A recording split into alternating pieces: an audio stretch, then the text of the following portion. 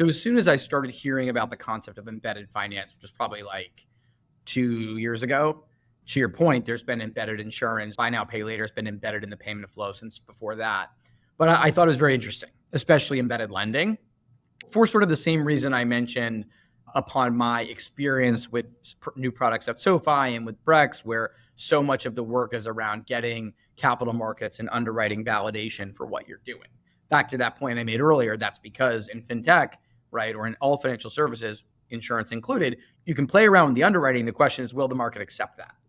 And that's a very tricky thing to do. And that's why I figure it's such a big idea. I think from my vantage point, embedded makes a lot of sense for this reason. The key is in the standardization.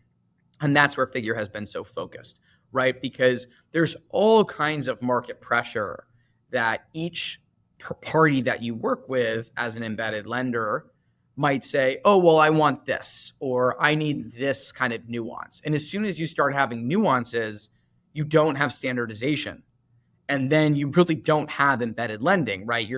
You're almost the same as kind of somebody who buys loans, right? And so you really need to push that standardization. And I think that's one thing that Figure's been really smart about, which is they've said, this is our process. This is our underwriting box. This is how we do things. And we're going to aggregate more and more volume according to this, such that we'll have more and more price benefits. And that flywheel will mean that maybe people who a couple years ago weren't interested, well, now it's that much more efficient and it's that much more robust. So actually we will get over whatever our issues around doing this were.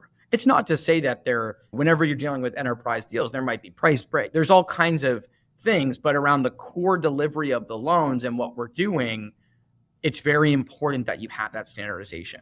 And the market I point to that is a huge reference for us here is the Fannie Mae market, right? The agency mortgage market. I talk about this all the time, but I don't think it can be said enough. The mortgage market in this country is very unique, as most people are aware. It's very unique because of Fannie Mae and Freddie Mac. But a lot of people get confused and they think that the reason is that the government guarantees credit risk. But if you actually buy mortgages, the number one risk is interest rate risk, right? Mortgage pricing moves much more every day because of interest rate risk. And so, in fact, and the government doesn't guarantee that. The reason the market functions so smoothly and with such liquidity is because of that standardization. And I think Figure has the chance to replicate that standardization that you see in the agency market across every other non-agency private credit market.